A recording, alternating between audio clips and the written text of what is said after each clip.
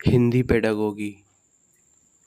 भाषा क्या है? शास्त्रों में कहा गया है, भाषु व्यक्तयाम वाची, अर्थात व्यक्तवाणी ही भाषा है।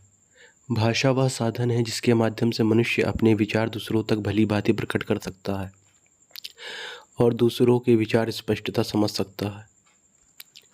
भाषा वह साधन है जिसके माध्यम से मनुष्य अपने विचार दूसरों तक भली भांति प्रकट कर सकता है और दूसरों के विचार स्पष्टतया समझ सकता है। आम लोग भाषा को केवल बातचीत का एक माध्यम भर मानते हैं, किंतु इसके अन्य कुछ प्रकार भी हैं। एक, भाषा विचार विनिमय का साधन है। भाषा संस्कृति का आधार है। भाषा एक इंसान की पहचान होती है। व्यक्ति किस समाज का सदस्य है और वह किस समाज के रीति रिवाजों का पालन करता है, यह उसकी भाषा से ही ज्ञात होता है।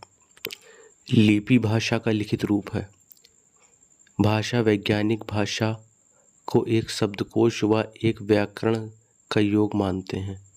व्यक्ति भाषा के विविध स्वरूप एवं स्वरूप सीखने की क्षमता रखता है। वास्तव में बहुभाषिता मनुष्य के लिए स्वाभाविक है और इंसान होने की एक खास पहचान है। भाषा की विशेषताएं। भाषा समाज, संस्कृति तथा सभ्यता से जुड़ी होती है। भाषा वाचिक प्रतीकों की व्यवस्था है। भाषा सतत परिवर्तनशील प्रक्रिया है। भाषा एक अर्जित संपत्ति है, पैतृक नहीं। भाषा मानव की विशेषता है। भाषा लिपि संकेतों के द्वारा लिखित रूप धारण करती है। भाषा अनुकरणीय होती है। भाषा नियमबद्ध व्यवस्था है। भाषाएं एक दूसरे के सानिध्य में फलती फूलती हैं। भाषा का एक मानक रूप होता है। भाषा यादृच्छिक होती हैं। भाषा सामाजिक संपत्ति हैं। भाषा मानव विकास का मूल आधार है। भाषा मौखिक, लिखित, सांकेतिक। भाषा के विविध रूप। मातृभाषा, राष्ट्रभाषा, राजभाषा। मातृभाषा, शिक्षा का आधार ही मातृभाषा है। भाषा का पहला रूप है, हमेशा अर्जित की जाती है। गांधी जी की आरंभिक शिक्षा को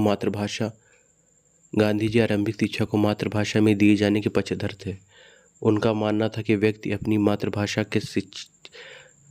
मातृभाषा में शिक्षा को अधिक रुचि तथा सहजता के साथ ग्रहण कर सकता है। बच्चों के मानसिक विकास के लिए मातृभाषा उतनी ही आवश्यक है जितना शारीरिक विकास के लिए माँ का दूध। महात्मा गांधी। राष्ट्रभाषा, यह देश की आधिकारिक भाषा होती है और देश का प्रतिनिधित्व करती है। राष्ट्रभाषा वह भाषा है जिसका किसी देश में सबसे अधिक प्रयोग होता है। भारत की कोई राष्ट्रभाषा नहीं है। राजभाषा, हिंदी। राजभाषा का अर्थ उस भाषा से है जिसका इस्तेमाल प्रशासनिक कार्यों और सरकारी कामकाज के लिए किया जाता है। हिंदी को राजभाषा का दर्जा स्वतंत्र भारत की संविधान सभा ने 14 सितंबर 1949 को दिया था। नोट: भारतीय संविधान के भाग 17 में धारा 343 से 351 तक इसे भारत में भाषाओं संबंधी प्रावधान है। संविधान की धारा 343(1) के अनुसार भारतीय संघ की राजभाषा हिंदी व लिपि देवनागरी है। तेलुगु। संविधान के 8वीं अनुसूची में 22 प्रादेशिक भाषाओं का उल्लेख है। 6 भाषाओं को 2004 से 14 तक शास्त्रीय भाषा का दर्जा प्राप्त है। पहली तमिल 2004, दूसरी संस्कृत 2005, तीसरी कन्नड़ 2008, चौथी तेलुगु 2008, पांचवी मलयालम 2013, 6 ओडिया 2014। त्रिभाषा सूत्र। स्कूली स्तर पर कितनी भाषाएं पढ़ाई जाती हैं, यह सवाल आज़ादी के बाद से ही नीति निर्माताओं के सामने एक चुनौती पेश करता रहा है। इसी परिस्थिति की जटिलता का हल 1966 में कोठारी आयोग ने त्रिभाषा सूत्र के रूप में प्रस्तावित किया। कोठारी आयोग की सिफारिशों को 1968 में नीतिगत रूप में अपना लिया गया। पहली भाषा या मातृभाषा या क्षेत्रीय भाषा होगी। दूसरी भाषा हिंदी भाषा राज्यों में अन्य आधुनिक भारतीय भाषा या अंग्रेजी होगी। गैर हिंदी भाषी राज्यों में यह हिंदी या अंग्रेजी होगी। तीसरी भाषा हिंदी भाषी राज्यों में यह अंग्रेजी या एक आधुनिक भारतीय भाषा होगी। गैर हिंदी भाषी राज्यों में यह अंग्रेजी या एक आधुनिक भारतीय भाषा होगी। त्रिभाषा सूत्र का उद्देश्य हिंदी व गैर हिंदी भाषी राज्यों में भाषा के अंतर को समाप्त करना है। त्रिभाषा, मातृभाषा हिंदी तमिल, दूसरा अंग्रेजी हिंदी, तीसरी हिंदी। भाषा अर्जन और अधिगम। भाषा अर्जन एक प्राकृतिक प्रक्रिया है जिससे हम आसपास के वातावरण, आसपास के लोगों के माध्यम से ही सीख जाते हैं। भाषा अर्जन में किताब और व्याकरण की ज़रूरत नहीं पड़ती। चॉम्स्की के अनुसार भाषा अर्जन की क्षमता बालकों में जन्मजात होती है और वह भाषा की व्यवस्था को पहचानने की शक्ति के साथ पैदा होता है। भाषा अर्जन को प्रभावित करने वाले कारक: परिवेश, सीखने की इच्छा शक्ति, सिखाई जाने वाली भाषा का छात्र के जीवन से संबंध, छात्र की मानसिक तथा शारीरिक स्थिति, शब्द भंडार का विकास। भाषा अर्जन की विधियाँ: अनुकरण, अभ्यास, पुनरावृत्ति, सहजता। भाषा अधिगम। सीखना या अधिगम एक व्यापक, सतत एवं जीवन पर्यंत चलने वाली महत्वपूर्ण प्रक्रिया है। चेतन प्रक्रिया है। सीखना एक प्रक्रिया है जिसमें अनुभव एवं प्रतिक्षण हरा व्यापार में स्थायी और अस्थायी परिवर्तन दिखाई देता है। ये प्रक्रिया नियमबद्ध होती है, अर्थात भाषा व्याकरणीय नियमों से सिखाई जाती है। अभ्यास युक्त। भाषा का ज्ञान देने के लिए विभिन्न विधियों का प्रयोग किया जाता है। द्वितीय एवं तृतीय भाषा सीखने से संबंधित है। प्रथम भाषा टेंस, मातृभाषा। भाषा सिखाते समय बच्चों को अर्जित भाषा का सहारा लिया जाता है। भाषा अधिगम में शिक्षक, विद्यालय, पाठ्यक्रम, शिक्षण पद्धति आदि की भूमिका रहती है। प्रमुख भाषा मनोवैज्ञानिक: जीन पियाजे। जीन पियाजे एक स्विस मनोवैज्ञानिक थे जिन्होंने अपने सिद्धांत में संज्ञानात्मक विकास का एक व्यवस्थित अध्ययन किया है जिसे 4 चरणों में वर्गीकृत किया गया है। वे 4 अवस्थाएं इस प्रकार हैं: 1 संवेदी पेशी अवस्था, 2 पूर्ण संक्रियात्मक अवस्था, 3 ठोस संक्रियात्मक अवस्था, 4 औपचारिक संक्रियात्मक अवस्था। बालकों में बुद्धि का विकास किस प्रकार से होता है यह जानने के लिए उन्होंने अपने स्वयं के बच्चों को अपनी खोज का विषय बनाया। पियाजे के अनुसार बच्चे के समग्र बौद्धिक विकास के लिए भाषा सबसे महत्वपूर्ण पहलू है। पियाजे ने माना कि संज्ञानात्मक विकास भाषा से स्वतंत्र है और विचार भाषा को निर्धारित करते हैं। पियाजे के अनुसार विचार पहले उभरते हैं और भाषा माध्यम प्रदान करती है जिसके द्वारा बाद में अवधारणाओं और वैचारिक सोच को आगे बढ़ाया जाता है। वह इस बात पर जोर देते हैं कि विचार न केवल भाषा को निर्धारित करते हैं बल्कि उसे बेहतर बनाते हैं। पूर्व संक्रियात्मक अवस्था के दौरान बच्चे में आत्म केंद्रित सोच होती है। आत्म केंद्रित 3 से 5 वर्ष बच्चा मानता है कि अन्य लोग बच्चे को वैसा ही देखते, सुनते और महसूस करते हैं जैसा वह करता है। प्रमुख भाषा मनोवैज्ञानिक: लेव वाइगोत्स्की। सामाजिक सांस्कृतिक सिद्धांत: लेव वाइगोत्स्की एक रूसी मनोवैज्ञानिक थे जिन्होंने सामाजिक सांस्कृतिक सिद्धांत का प्रतिपादन किया। यह सिद्धांत बताता है कि बच्चे अपने समाज और संस्कृति से अंतःक्रिया करके सीखता है, यानी सामाजिक अंतःक्रिया के बाद विकास होता है, जबकि पियाजे यह जानते थे कि पहले विकास होता है, बाद में अधिगम होता है। वाइगोत्स्की कहते हैं कि भाषा मानव का सर्वश्रेष्ठ यंत्र है जिसके द्वारा हम ज्ञान का निर्माण कर सकते हैं। Language is a tool. Vygotsky ने भाषा के 3 स्वरूपों की चर्चा की है। पहला सामाजिक वाक, जन्म से 2 वर्ष। दूसरा निज वाक, सामाजिक वाक सोशल स्पीच, जन्म से 2 वर्ष। निज वाक प्राइवेट स्पीच 3 से 6 वर्ष। आरंभिक संभाषण मौन वाक साइलेंट इनर स्पीच 6 वर्ष के बाद। वाइगोत्स्की के अनुसार भाषा संज्ञानात्मक विकास को निर्देशित करती है। इस सिद्धांत के अनुसार विकास के लिए पहले अधिगम होना आवश्यक है। इस सिद्धांत के अनुसार छात्र में संज्ञानात्मक विकास करने के गुण पहले से ही विद्यमान होते हैं, लेकिन इन गुणों को बाहर निकालने का कार्य समाज और संस्कृति द्वारा होता है। वाइगोत्स्की बालक के संज्ञानात्मक विकास करने हेतु सामाजिक अंतःक्रिया, भाषा और संस्कृति को अत्यंत महत्वपूर्ण मानते हैं। चॉम्स्की का भाषा सिद्धांत: चॉम्स्की को भाषा विकास के जनक के रूप में भी देखा जाता है और उन्हें आधुनिक भाषा विकास का जनक भी कहा जाता है, जिस कारण इन्हें भाषाविद या भाषा मनोवैज्ञानिक के रूप में देखा जाता है। वह मानते हैं कि बालक में भाषा को सीखने की क्षमता जन्मजात होती है, अर्थात भाषा अर्जन करने की क्षमता बचपन से ही छात्र में निहित होती है, जिसे भाषा अधिग्रहण यंत्र LAD लैंग्वेज एक्विजिशन डिवाइस कहा जाता है। LAD एक उपकरण है जो मस्तिष्क में पाया जाता है। यह बच्चे को भाषा के नियमों को तेजी से विकसित करने में सक्षम बनाता है। सार्वभौमिक व्याकरण। चॉम्स्की के अनुसार सभी मानव भाषाओं के मूल नियम और संरचना मानव मस्तिष्क में जन्मजात रूप में मौजूद होती है। उनके अनुसार यह सार्वभौमिक व्याकरण ही है जो हमें अनगिनत वाक्यों को उत्पन्न करने और समझने की क्षमता देता है, चाहे हमने उन्हें पहले कभी सुना हो या नहीं।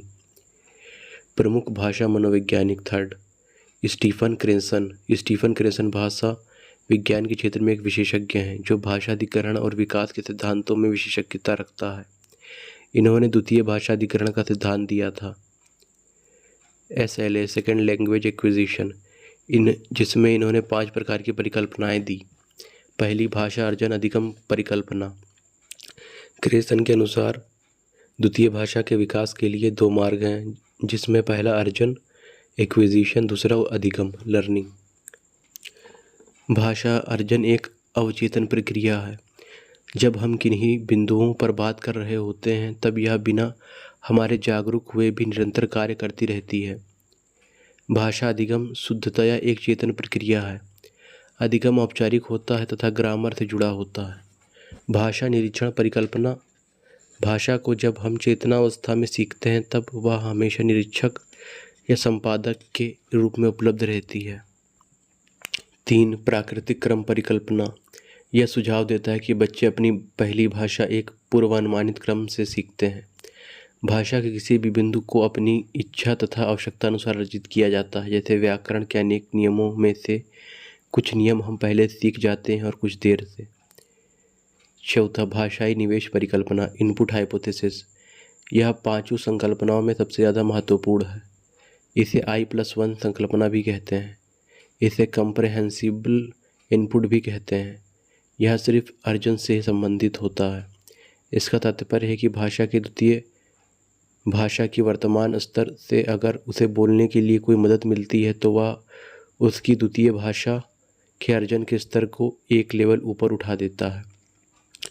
5, भावात्मक निष्पादन परिकल्पना, अफेक्टिव फिल्टर हाइपोथेसिस। यह आंतरिक भावनाओं और संवेगों से संबंधित है। द्वितीय भाषा को बोलने पर सकारात्मक समर्थन व प्रोत्साहन दिया जाए तो बच्चा दूसरी भाषा को भी आसानी से सीख जाता है। इमोशनल सपोर्ट, अर्जन, अवचेतन, अनौपचारिक, अनायास, अधिगम, सचेतन, चेतन, सप्रयास, औपचारिक। प्रमुख शिक्षण विधियाँ। शिक्षण शिक्षक के द्वारा किया जाने वाला कार्य शिक्षण कहलाता है। क्या पढ़ाना है, कैसे पढ़ाना है, किसको पढ़ाना है, क्यों पढ़ाना है, यह शिक्षण शास्त्र के अंतर्गत आता है। भाषा विकास के चरण। पहला, कूकना, कुकिंग, 6 सप्ताह तक। दूसरा, बबलाना, बबलिंग, 6 माह तक। तीसरा, एक शब्द, लोन वर्ड स्टेज, 1 साल। चौथा, टेलीग्राफिक व 2 शब्द, 18 माह से 24 माह, 1.5 साल से 2 साल। पाँचवा, लंबे उच्चारण, 2 साल से 4 साल। भाषा शिक्षण की प्रमुख विधियाँ। पहला, आगमन विधि, इंडक्टिव मेथड। यह एक मनोवैज्ञानिक विधि है जो बालकों को नवीन ज्ञान को सीखने का प्रशिक्षण देती है और उन्हें जीवन में नए नए तथ्यों को खोज निकालने के लिए सदैव प्रेरित करता रहता है। इस विधि को उदाहरण विधि भी कहा जाता है। शिक्षण की दृष्टि से इस विधि को सर्वोत्तम माना जाता है। इस विधि में सीधे अनुभवों, उदाहरणों तथा प्रयोगों का अध्ययन करके नियम निकाले जाते हैं। यह छात्र केंद्रित शिक्षण विधि है जो छात्रों को करके सीखने पर बल देती है। इसमें ज्ञात से अज्ञात की ओर, सरल से जटिल की ओर चलकर मूर्त उदाहरणों द्वारा बालकों से सामान्य नियम निकलवाए जाते हैं जिससे वे सक्रिय तथा प्रसन्न रहते हैं। आगमन विधि के जनक अरस्तू हैं। नोट: भाषा शिक्षण में आगमन पद्धति का लाभ होता है। विद्यार्थियों में रटना अभ्यास का अभाव होता है। 2. निगमन विधि डिडक्टिव मेथड। प्रतिपादक अरस्तु। यह विधि नियम से उदाहरण की ओर चलती है, अतः इसे नियम विधि भी कहा जाता है। इस विधि के अंतर्गत पहले नियम समझाए जाते हैं, उसके बाद उदाहरण प्रस्तुत करके उनका प्रयोग सिखाया जाता है। यह विधि एक शिक्षक केंद्रित विधि है। इसमें शिक्षक ही सारे नियम सिखाते हैं। इस विधि में स्थूल से सूक्ष्म की ओर, ज्ञात से अज्ञात की ओर, अमूर्त से मूर्त की ओर, सूत्र से उदाहरणों की ओर बढ़ती है। 3. विश्लेषण विधि एनालिसिस मेथड। इस विधि में समस्या को हल करने के लिए उसे टुकड़ों में बांटकर उनका परीक्षण व समीक्षा करते हुए उससे हल किया जाता है। प्रतिपादक हेनरी एडवर्ड आर्मस्ट्रांग। अगली विधि संश्लेषण विधि सिंथेसिस मेथड। प्राथमिक स्तर पर बच्चों में पठन कौशल विकसित करने के लिए यह विधि काम में लाई जाती है। विश्लेषण के पश्चात ही संश्लेषण का कार्य होता है। इस विधि में किसी समस्या या गतिविधि के छोटे छोटे भागों को जोड़ते हुए समस्या का हल किया जाता है। प्रतिपादक हेनरी एडवर्ड आर्मस्ट्रांग। 5. प्रोजेक्ट विधि। प्रतिपादक किलपैट्रिक। किलपैट्रिक के शब्दों में प्रोजेक्ट वह उद्देश्यपूर्ण कार्य होता है जो पूर्ण संलग्नता के साथ सामाजिक वातावरण में किया जाता है।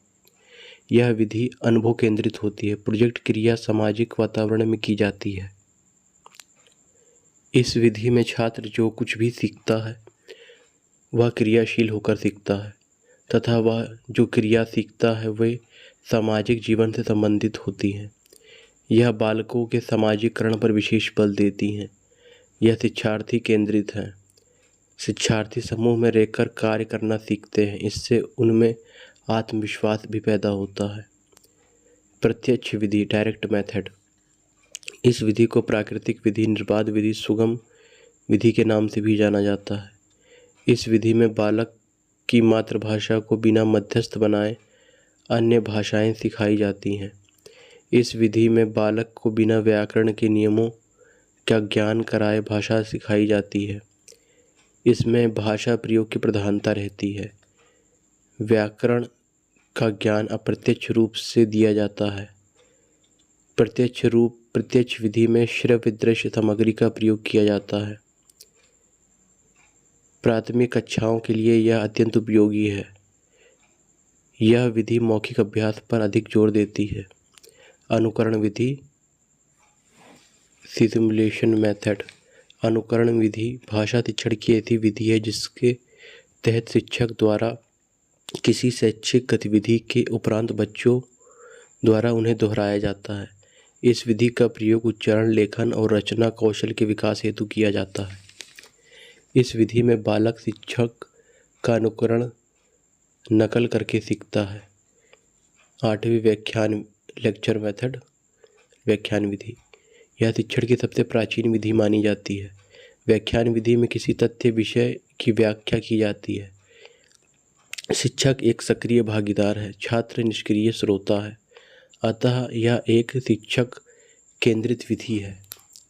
9वां मॉन्टेसरी विधि मॉन्टेसरी मेथड। मॉन्टेसरी विधि की प्रतिपादक श्रीमती मारिया मॉन्टेसरी हैं। ये इटली की एक चिकित्सक तथा शिक्षा शास्त्री थी।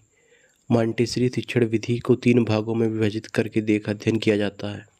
1 कर्मेंद्रियों द्वारा शिक्षा, 2 ज्ञानेंद्रियों द्वारा शिक्षा, 3 पढ़ने लिखने की शिक्षा। नोट: अतः हम कह सकते हैं मॉन्टेसरी पद्धति शिक्षण विधियों में ज्ञानेंद्रियों की शिक्षा पर विशेष बल दिया जाता है। 10वां किंडरगार्टन विधि।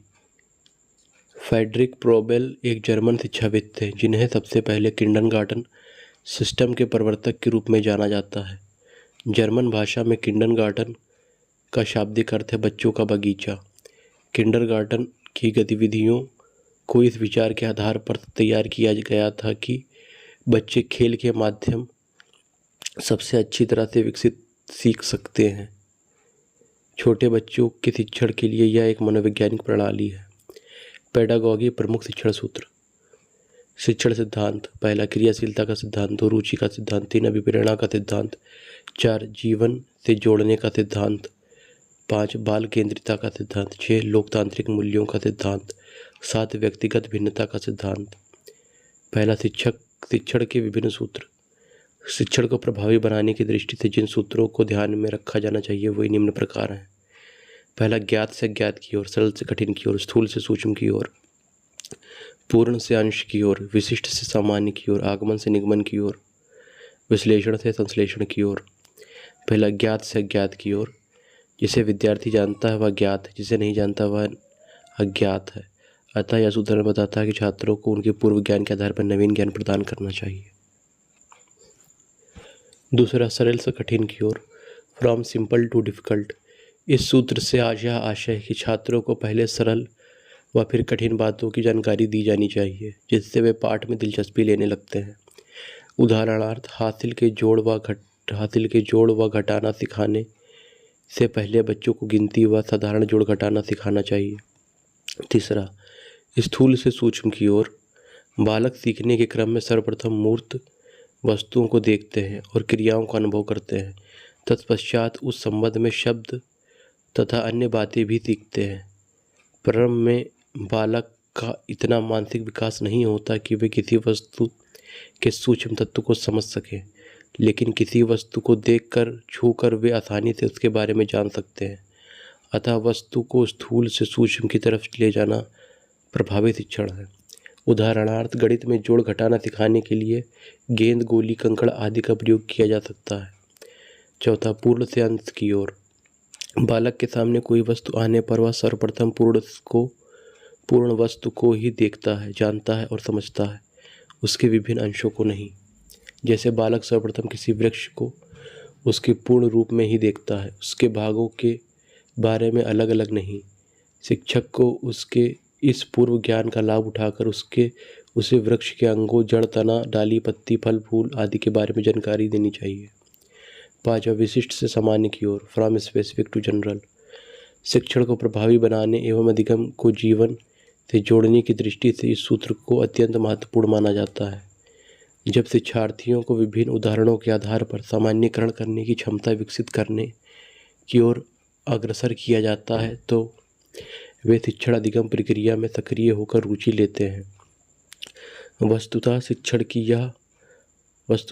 का यह सूत्र आगमन विधि पर आधारित है। इससे उनमें आत्मविश्वास बढ़ता है और वे स्वयं अन्वेषण की तरह सामान्यीकरण करना शुरू कर देते हैं। जैसे त्रिभुज के तीनों कोणों का योग 2 समकोण के बराबर होता है। प्रमेय सिखाते समय शिक्षक को त्रिभुजों का यह सामान्य गुण छात्रों को अपनी ओर से नहीं बताना चाहिए, वरन उसे विद्यार्थियों को विभिन्न प्रकार के त्रिभुज बनाकर उनमें से प्रत्येक को 3 कोणों को नाप कर उनका योग अपनी अपनी पुस्तिका में अंकित करने को कहना चाहिए। जब विद्यार्थी ऐसा करते हैं तो वे स्वयं यह सामान्यीकरण कर लेते हैं कि तीनों कोणों का योग सदा 2 समकोण के बराबर होता है। छठा, आगमन से निगमन की ओर। यह सूत्र व्याकरण शिक्षण के अत्यंत महत्वपूर्ण सूत्र है, जिसमें विषय वस्तु के प्रस्तुतिकरण के दौरान सबसे पहले उदाहरण दिए जाते हैं, तत्पश्चात सामान्य सिद्धांत का प्रस्तुतिकरण किया जाता है। सातवां, विश्लेषण से संश्लेषण की ओर। विश्लेषण बालक को किसी बात को भली प्रकार समझाने में सहायक होता है, तो संश्लेषण उस बात को ज्ञान के निश्चित रूप प्रदान करता है। इस सूत्र के अनुसार किसी घटना या तथ्य की जानकारी पहले समग्र रूप में कराकर फिर उसके विविध भागों को व्याख्या व विश्लेषण द्वारा स्पष्ट किया जाना चाहिए। तत्पश्चात उन भागों या खंडों को आपस में जोड़कर पूरी जानकारी कराकर निष्कर्ष तक पहुंचना चाहिए। पेडागॉजी, भाषाई कौशल। भाषाई कौशल मानव अपने विचारों का आदान प्रदान सुनकर, बोलकर, पढ़कर और लिखकर करता है। भाषा से संबंधित इन चारों प्रक्रियाओं को प्रयोग करने की क्षमता ही भाषाई कौशल कहलाती है। भाषा कौशल के 4 प्रकार हैं। 1, श्रवण कौशल। 2, भाषण वाचन कौशल।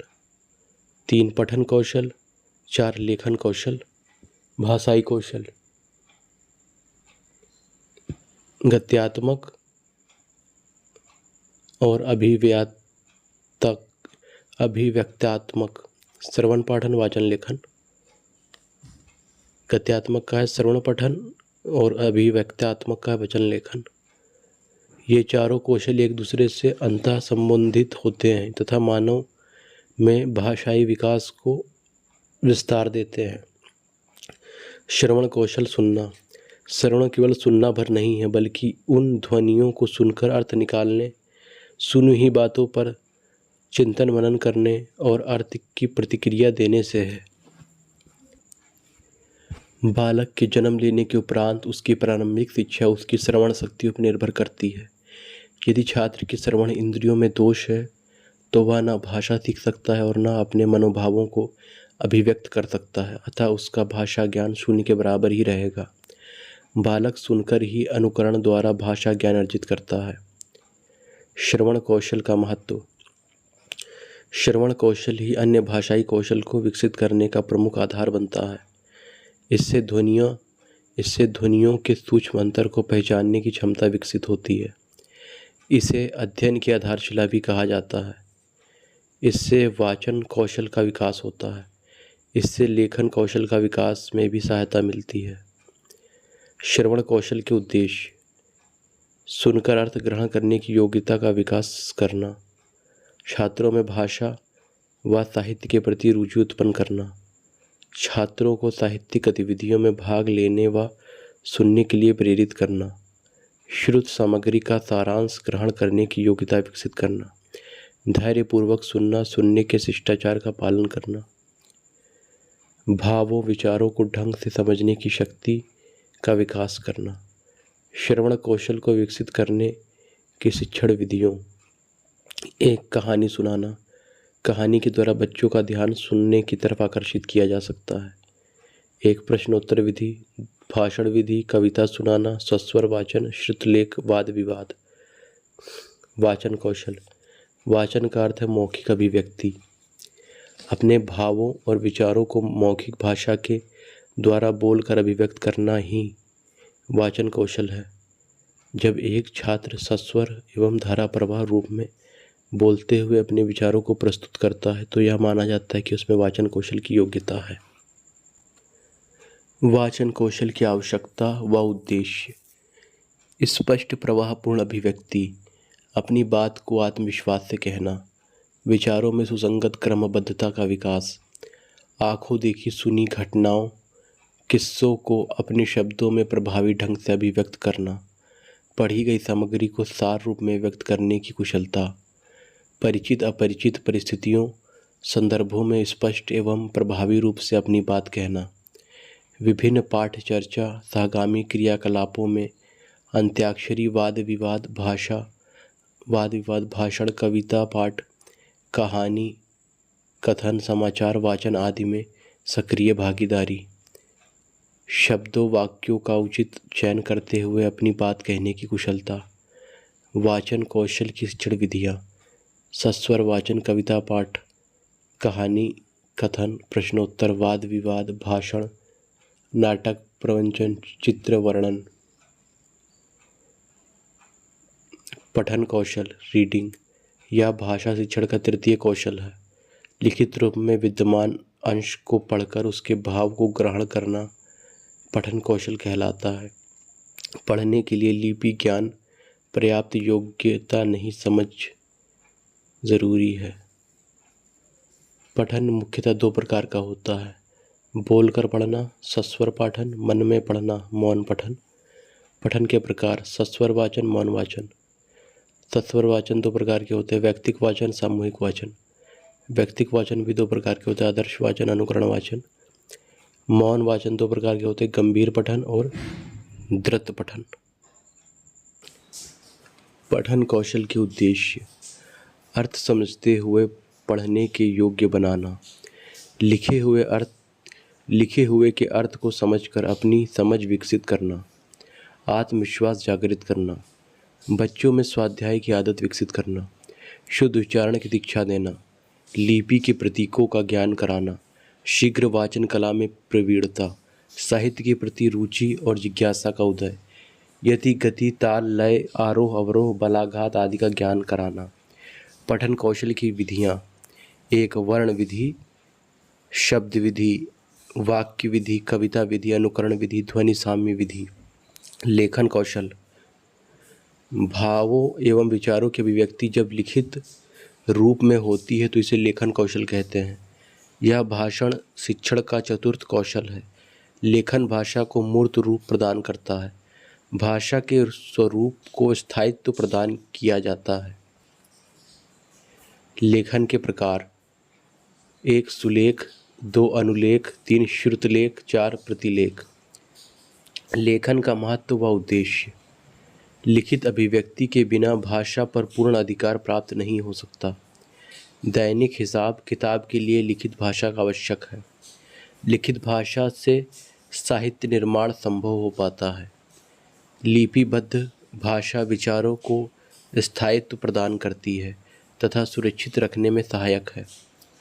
उद्देश्य: अक्षर, शब्द, वाक्य के स्वरूप का ज्ञान, भाषा का समुचित प्रयोग करना सिखाना, साफ सुथरे एवं स्पष्ट लेखन का अभ्यास करना, बालकों को अपने विचार लिपिबद्ध रूप में प्रस्तुत करने की क्षमता प्रदान करना, छात्रों को साहित्य सृजन के लिए प्रेरित करना।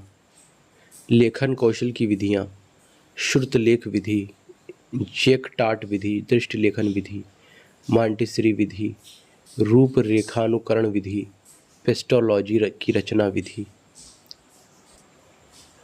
शिक्षण सहायक सामग्री: टीचिंग लर्निंग मटेरियल, शिक्षण अधिगम सामग्री, टीचिंग लर्निंग मटेरियल। शिक्षण प्रक्रिया को सरल, रोचक व आकर्षक बनाने के लिए जिन माध्यमों का प्रयोग किया जाता है उन्हें शिक्षण अधिगम सहायक सामग्री कहते हैं। एल्विन स्ट्रॉन्ग के अनुसार सहायक सामग्री के अंतर्गत उन सभी सामग्री को सम्मिलित किया जाता है जिसकी सहायता छात्रों की पाठ्य में रुचि बनी रहती है तथा वे उसे सरलता से समझते हुए अधिगम के उद्देश्य को प्राप्त कर लेते हैं। शिक्षण अधिगम सामग्री का महत्व: 1. इनसे प्रभावशाली, रुचिकर और स्थायी अधिगम होता है। इससे कठिन एवं भूतकाल की घटनाओं को आसानी से स्पष्ट किया जा सकता है तथा समय की बचत भी होती है। ये विद्यार्थियों को पुनर्बलन प्रदान करती है। ये रहने की प्रवृत्ति को कम करती है। ये पठन पाठन में नवीनता लाती है। बच्चों में एक दूसरे का सहयोग करने की भावना बढ़ती है। ये विद्यार्थियों में वैज्ञानिक दृष्टिकोण को बढ़ावा देती है। कक्षा में नियमित उपस्थिति बढ़ जाती है। शिक्षण अधिगम सामग्री के प्रकार: 1. श्रव्य साधन सामग्री, 2. दृश्य सामग्री, श्रव्य साधन सामग्री, ऑडियो एड्स, 2. दृश्य सामग्री, विजुअल मटेरियल, 3. श्रव्य दृश्य सामग्री, ऑडियो विजुअल मटेरियल।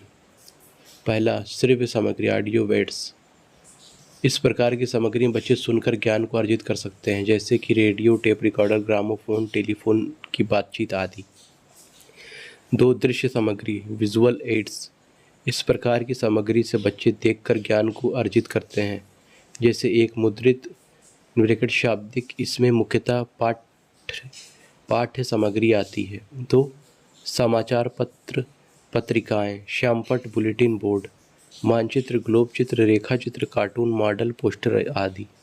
3. श्रव्य दृश्य सामग्री, ऑडियो विजुअल मटेरियल। इस प्रकार की सामग्री से बच्चे एक साथ सुनकर और देखकर ज्ञान को अर्जित करते हैं, जैसे मोबाइल, लैपटॉप, टेलीविज़न। भाषाई विकार, लैंग्वेज डिसऑर्डर। भाषा विकार से तात्पर्य उस अवस्था से है जहाँ बच्चों को अपने भावों को दूसरों के समक्ष रखने में कठिनाई हो, क्योंकि भाषा का संप्रेषण लिखित व मौखिक माध्यमों से होता है। डिसलेक्सिया, डिस्ग्राफिया, डिसकैलकुलिया आदि सबसे सामान्य भाषा विकारों में से एक हैं। अधिगम संबंधी विकार के प्रकार: पाठ्य वैकल्य, वाक विकार, डिसलेक्सिया। डिसलेक्सिया सबसे आम अधिगम अक्षमता है जो पढ़ने में समस्या से संबंधित है। लक्षण: उन्हें सटीक और प्रवाहपूर्ण पढ़ने में समस्याएं होती हैं। इससे पीड़ित बच्चा धीरे धीरे पढ़ता है और लिखता है तथा अक्सर अक्षरों व संख्याओं को उलट देता है। समान आकार वाले अक्षरों को अलग अलग बताने में समस्या, जैसे डी और बी, पी और क्यू। नए शब्द बोलने में परेशानी, तुकबंदी में परेशानी, समान ध्वनि वाले शब्दों में भ्रमित होना, देर से बात करना। शब्दकोश का अभाव, स्मरण शक्ति का कम होना, शब्दों में वर्णों के क्रम को याद करने में कठिनाई। 2 लेखन विकार, डिस्ग्राफिया। डिस्ग्राफिया से पीड़ित बच्चे को अपने आप अक्षर निर्माण और आकृतियाँ बनाने में चुनौतियों का सामना करना पड़ता है।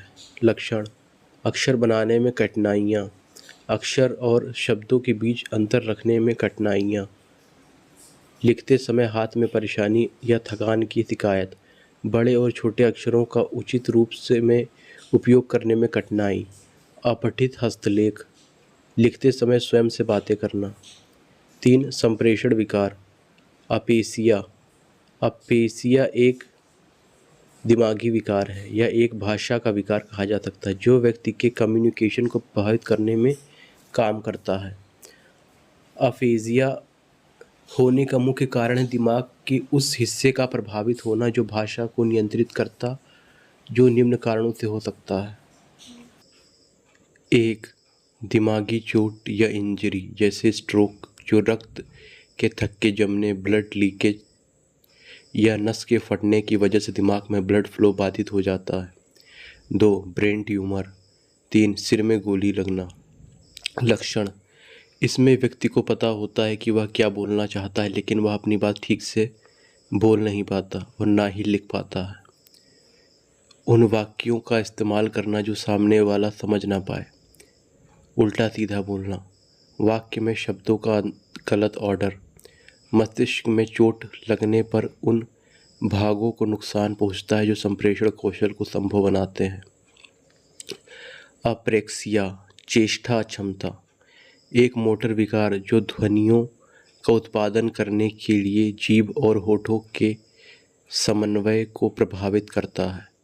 डिस्कैलकुलिया, गणना संबंधी विकार, बच्चा अंकों के हेरफेर में परेशानी अनुभव करता है, जैसे 96 - 69। 5 हकलाना, डिस्फेगिया। हकलाना एक संचार विकार है जो बोलने के प्रवाह को प्रभावित करता है, जो एक ही शब्द को बार बार दोहराकर भाषण के प्रवाह को प्रभावित करता है। 6 डिस्थिरिया, कठिन एवं दोषयुक्त बोल, एक तंत्रिका संबंधी विकार जो बोली को बाधित करने की ओर जाता है। ऑटिज्म स्पेक्ट्रम डिसऑर्डर, यह एक विकास संबंधी डिसऑर्डर है जिससे पीड़ित व्यक्ति को बातचीत करने में, पढ़ने लिखने में और समाज में मेलजोल बनाने में परेशानी होती है। लक्षण, इस बीमारी के लक्षण आमतौर पर 12 से 18 महीने की आयु में या इससे पहले भी दिख सकते हैं। ये समस्याएं पूरे जीवन काल तक रह सकती हैं। सनकी व्यवहार करना, दूसरों से संपर्क ना करना, एक ही वाक्य लगातार दोहराते रहना, दूसरों की पसंद नापसंद को ना समझ पाना, खुद को चोट लगाना और नुकसान पहुंचाना, कठोर दिनचर्या का पालन करना, छोटे मोटे बदलाव से परेशान हो जाना। आकलन एवं मूल्यांकन। मूल्यांकन क्या है? What is evaluation? मूल्यांकन वह प्रक्रिया है जिसके आधार पर हम किसी छात्र के ज्ञान का आकलन करते हैं। मूल्यांकन के द्वारा ही छात्र की किसी विषय के प्रति रुचि और उसकी प्रतिभा का आकलन किया जाता है। किलिन एवं हन्ना के अनुसार मूल्यांकन छात्रों के व्यवहार में विद्यालय द्वारा लाए गए परिवर्तनों के विषय में प्रमाणों के संकलन और उसकी व्याख्या करने की प्रक्रिया ही मूल्यांकन है। कोठारी कमीशन। मूल्यांकन एक क्रमिक प्रक्रिया है जो कि संपूर्ण शिक्षा प्रणाली का एक अंग है, जो शिक्षा के उद्देश्यों से घनिष्ठ रूप से संबंधित है। भाषा शिक्षण में आकलन एवं मूल्यांकन। भाषा शिक्षण में आकलन एवं मूल्यांकन का आशय उन प्रक्रियाओं से है जिनकी सहायता से एक शिक्षक विद्यार्थियों के भाषा संबंधी समस्त कौशलों के संबंध में शिक्षण अवधि के दौरान एवं पाठ्यक्रम की समाप्ति पर निर्णय करता है। आकलन तथा मूल्यांकन, असेसमेंट एवं इवैल्यूएशन। आकलन और मूल्यांकन दोनों का उद्देश्य बच्चों की क्षमता, अनुभूति तथा अधिगम का मापन करना होता है। आकलन की प्रक्रिया मूल्यांकन करने के लिए की जाती है, अर्थात आकलन मूल्यांकन के दौरान होने वाली प्रक्रिया है। आकलन एक संक्षिप्त प्रक्रिया है और मूल्यांकन एक व्यापक प्रक्रिया है। मूल्यांकन का अर्थ है मूल्य का अंकन करना, अर्थात किसी वस्तु का मूल्य निर्धारित करना। आकलन के बाद मूल्यांकन किया जाता है। आइए अब हम जानते हैं कि जब एक भाषा शिक्षक आकलन करता है तब वह अपने विद्यार्थियों में क्या देखता है। विद्यार्थी कितना पढ़ पाता है, कैसे पढ़ पाता है, रुक रुक कर पढ़ता है या धारा प्रवाह पढ़ता है, ठीक से पढ़ पा रहा है तो इसका क्या कारण है। जैसे एक डॉक्टर बिना मरीज के रोग को जाने वह रोग का इलाज कैसे करेगा। क्या वह अक्षरों को पहचान नहीं पा रहा है या शब्दों को एक इकाई के रूप में पढ़ने का अभ्यास नहीं है। भाषा को सुनकर कितना समझ पाता है, कितने आत्मविश्वास से वह स्वयं को अभिव्यक्त कर पाता है। मूल्यांकन की प्रकृति, नेचर ऑफ इवैल्यूएशन। मूल्यांकन में गुणात्मक तथा परिमाणात्मक दोनों ही प्रकार के निर्णय किए जाते हैं। इसका क्षेत्र व्यापक है। यह निरंतर चलने वाली एक सतत प्रक्रिया है। मूल्यांकन के द्वारा तीनों पक्षों ज्ञानात्मक, भावात्मक एवं क्रियात्मक के उद्देश्यों का मापन किया जाता है। मूल्यांकन की आवश्यकता एवं महत्व। Need and importance of evaluation. 1. बालकों के व्यवहार संबंधी परिवर्तनों की जांच करना। अध्यापकों की कार्यकुशलता एवं सफलता का मापन करना। बालकों की अधिगम कठिनाइयों का पता लगाना। शिक्षण प्रक्रिया में सुधार एवं विकास करना। बालकों की व्यक्तिगत एवं सामाजिक आवश्यकताओं की पूर्ति हेतु जानकारी प्रदान करना। नवीनतम एवं प्रभावी शिक्षण विधियों की खोज करना। निदानात्मक तथा उपचारात्मक शिक्षण पर बल देना। बालकों को उत्तम ढंग से सीखने के लिए प्रोत्साहित करना। पाठ्य पुस्तकों की जांच करके उनमें अपेक्षित सुधार करना। बालकों का विभिन्न श्रेणियों को पता लगाना। कुछ मुख्य मूल्यांकन प्रविधि: लिखित परीक्षाएं, मौखिक परीक्षाएं, साक्षात्कार, प्रयोगात्मक परीक्षाएं, प्रेक्षण, पोर्टफोलियो। आकलन के प्रकार: निर्माणात्मक, रचनात्मक आकलन, योगात्मक, संकलनात्मक आकलन, निदानात्मक आकलन। 1. निर्माणात्मक अथवा रचनात्मक आकलन, फॉर्मेटिव असेसमेंट। निर्माणात्मक अथवा रचनात्मक आकलन में अध्यापक पाठ को पढ़ाते समय यह जांच करता है कि बच्चे ने ज्ञान को कितना ग्रहण किया है। रचनात्मक आकलन विद्यार्थियों को यह जानने का अवसर प्रदान करता है कि उसे कहाँ सुधार की आवश्यकता है। इस आकलन में छात्र और शिक्षक दोनों के लिए गुणात्मक प्रतिक्रियाएं शामिल होती हैं। रचनात्मक आकलन पाठ के बीचों बीच रचनात्मक आकलन पाठ के बीच में किया जाता है। उद्देश्य: इसके द्वारा शिक्षक अपनी शिक्षण प्रक्रिया में सुधार करके छात्रों के सीखने में सुधार करके सीखने की क्षमता में वृद्धि कर सकते हैं। 2. योगात्मक संकलनात्मक आकलन। संकलनात्मक योगात्मक आकलन एक निश्चित अवधि के पश्चात विद्यार्थियों की ओवरऑल परफॉर्मेंस निर्धारण करने के लिए किया जाता है। इस आकलन में छात्रों को ग्रेड या मार्क्स प्राप्त होते हैं जो उनके प्रदर्शन के स्तर को इंगित करते हैं। संकलनात्मक अथवा योगात्मक आकलन द्वारा यह माना जा सकता है कि हम अपने उद्देश्यों की पूर्ति में कितने सफल रहे हैं। उद्देश्य: यह एक निश्चित अवधि में शिक्षक व छात्रों की संपूर्ण गतिविधियों के बारे में बताता है। नोट: रचनात्मक आकलन अधिगम के लिए आकलन, असेसमेंट फॉर लर्निंग। योगात्मक आकलन अधिगम की आकलन, असेसमेंट फॉर ऑफ लर्निंग। 3. निदानात्मक आकलन, डायग्नोस्टिक असेसमेंट। निदानात्मक आकलन के द्वारा शिक्षक जो बच्चे असफल हो रहे हैं उन बच्चों की असफलता का कारण ढूंढता है। इसके द्वारा छात्रों की कठिनाइयों का निदान किया जाता है। निदानात्मक आकलन का प्रयोग छात्र में किसी प्रकार की अधिगम कठिनाई का पता लगाने के लिए किया जाता है। उद्देश्य: असफल छात्रों की असफलता का पता लगाना ताकि हम उनकी क्षमता के अनुसार शिक्षण विधि का प्रयोग करके सफल बना सके। Pedagogy top down bottom up.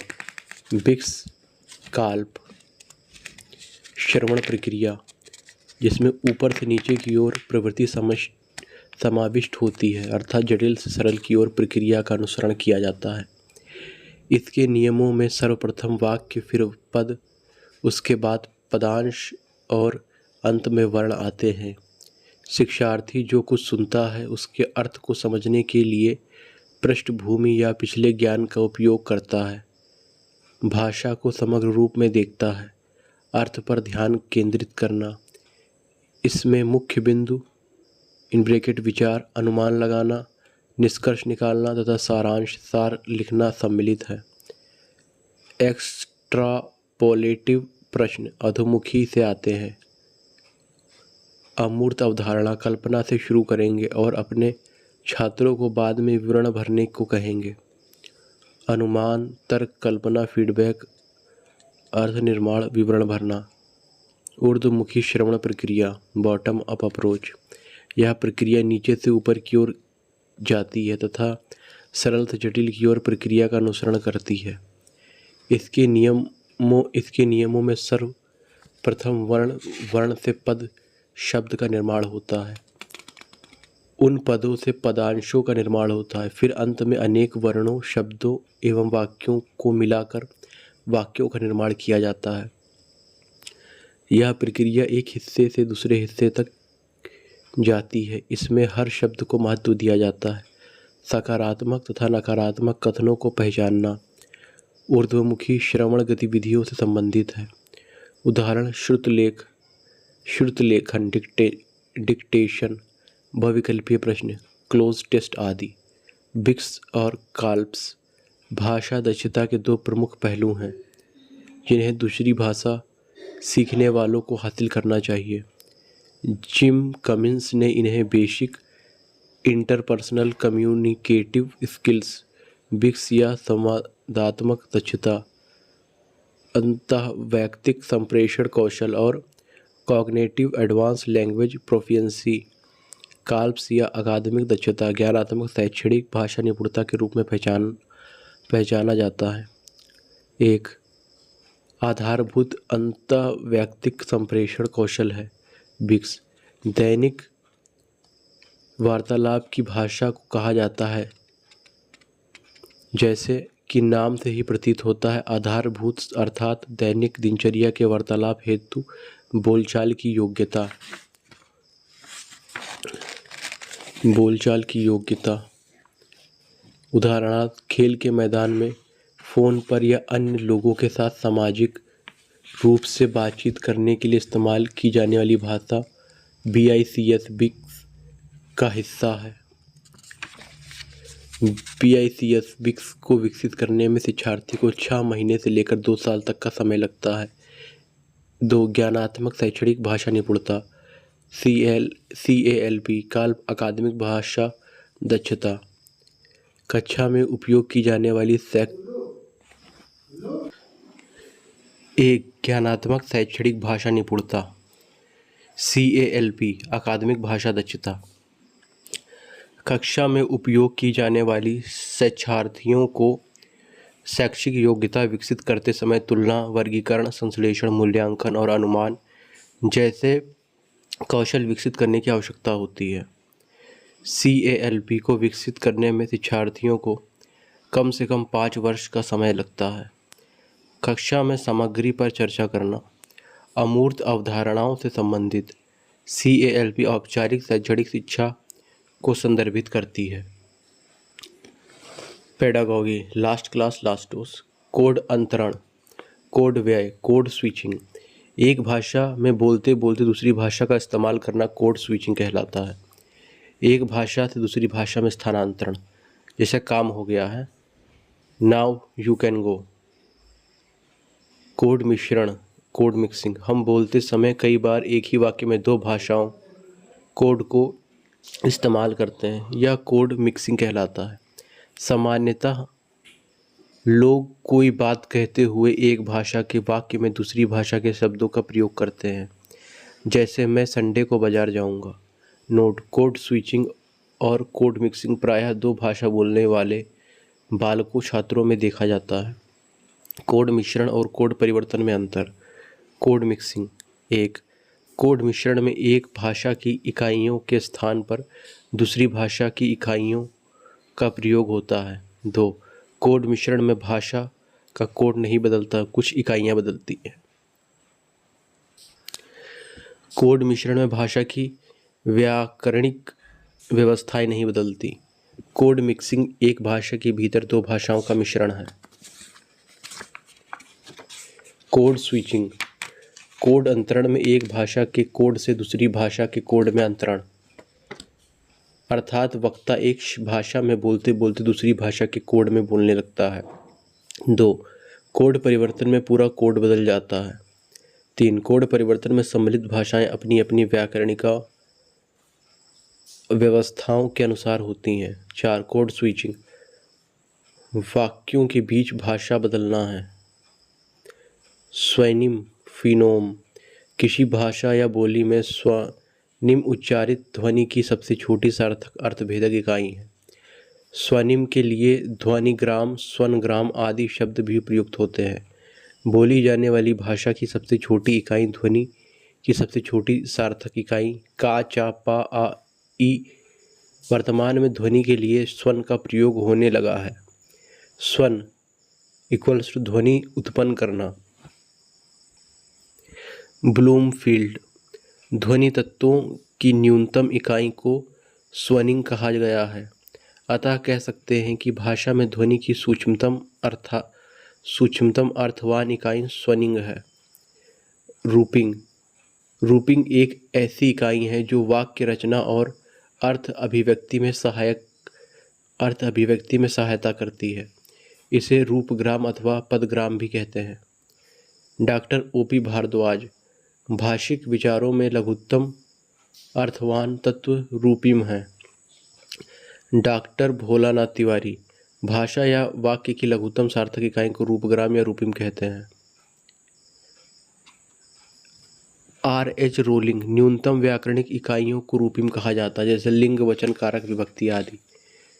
वाक्य विन्यास अथवा पद विन्यास: वाक्य का व्याकरणिक नियम के अनुसार होना। इसमें बच्चा शब्दों को क्रमबद्ध करना सीखता है, जैसे कर्ता, कर्म, क्रिया आदि पदों को क्रम से जमा कर उन्हें बोलने लगता है। सरसरी दृष्टि से पठन स्किमिंग: स्किमिंग एक पढ़ने की तकनीकी है जिसमें पाठक पाठ को जल्दी से पढ़ता है या देखने के लिए कि यह किस बारे में है। स्किमिंग का अर्थ है किसी चीज़ को अधिक विस्तार में गए बिना जल्दी से पढ़ना, ताकि यह पता चल सके कि काम किस बारे में है। यह एक सामान्य विषम या अर्थ खोजने के लिए है। परिचय, निष्कर्ष, शीर्षक और उपशीर्षक पढ़ना, इसमें पूरा पाठ पढ़ने की आवश्यकता नहीं होती। उदाहरण: समाचार पत्र पढ़ना। समय बचाने के लिए स्किमिंग किया जाता है। बारीकी से पठन स्कैनिंग: स्कैनिंग एक ऐसी तकनीकी है जिसमें पाठक विशिष्ट जानकारी प्राप्त करने के लिए अपनी आँखों से पृष्ठ को स्कैन करता है। विशेष तथ्यों या सूचनाओं को ढूंढने में यह प्रविधि प्रयोग में लाई जाती है, जैसे रेस्तरां में मेन्यू कार्ड को पढ़ना, अपने प्रिय मित्र का नंबर डायल करना, समाचार पत्र में नौकरी के लिए विज्ञापन को बारीकी से पढ़ना।